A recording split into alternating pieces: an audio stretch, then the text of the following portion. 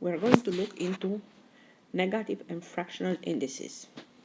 Let us recap. We saw previously that x to the power of a times x to the power of b is x to the power of a plus b. So if we multiply two numbers with the same base and different exponents, we add the exponents. We explained why.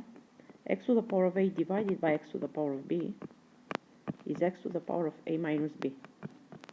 The same relation can be written using fractions. If we have x to the power of a over x to the power of b, it will be, of course, x to the power of a minus b. Based on this, we saw how any number to the power of 0 equals 1. Any positive number to the power of 0 equals 1. Now, let's see what can it be x to the power of minus n, where n is a positive number. So x to a negative power. Let's take an example. 5 to the power of minus 2.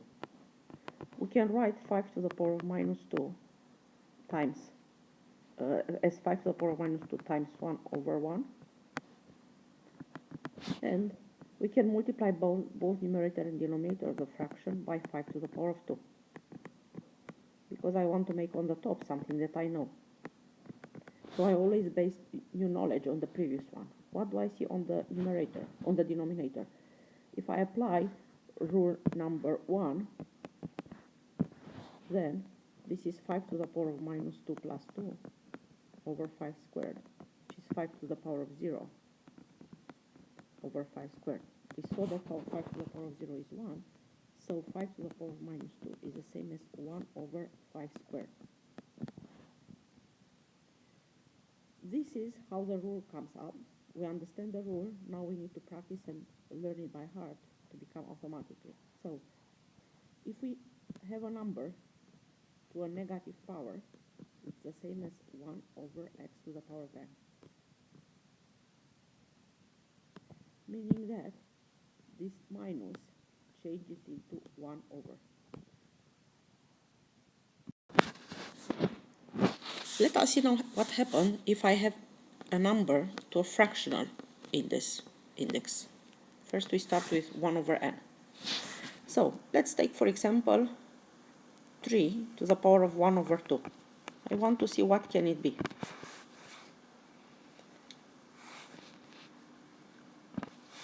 So let us assume that 3 to the power of 1 over 2 is a. So I don't know what 8 is. But I can square both sides.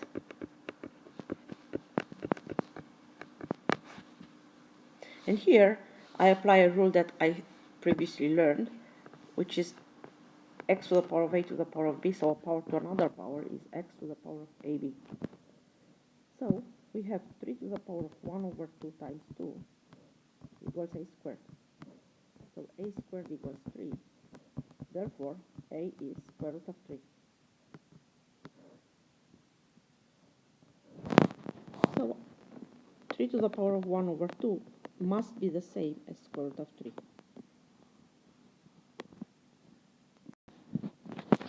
What happens if I have, for example, 4 to the power of 1 over 3? Let me put it a. I cube both sides. So a cubed is 4. Therefore, a is the cube root of 4. So 4 to the power of 1 over 3 must be cube root of 4. We saw before that 3 to the power of 1 over 2 must be the square root of 3.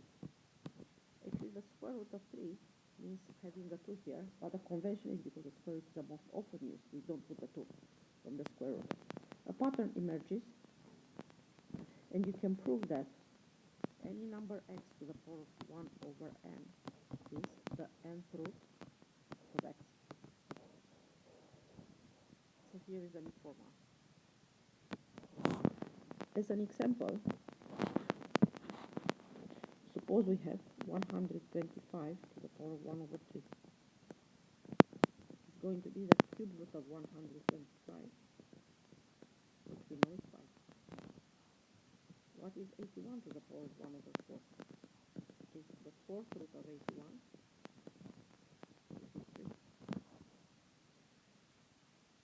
With this one, we concluded and we found out all rules of manipulating indices. We can now combine the rules and have, for example, 16 to the power of 3 over 2. So we have a fractional index, but the fraction is not with the numerator of 1. So I need to change it to have the numerator 1, and I can write it 16 to the power of 1 over 2 times 3, which is 16 to the power of 1 over 2 to the power of 3. So see, now I undo the rules. Remember the rules x to the power of a to the power of b equals x to the power of ab.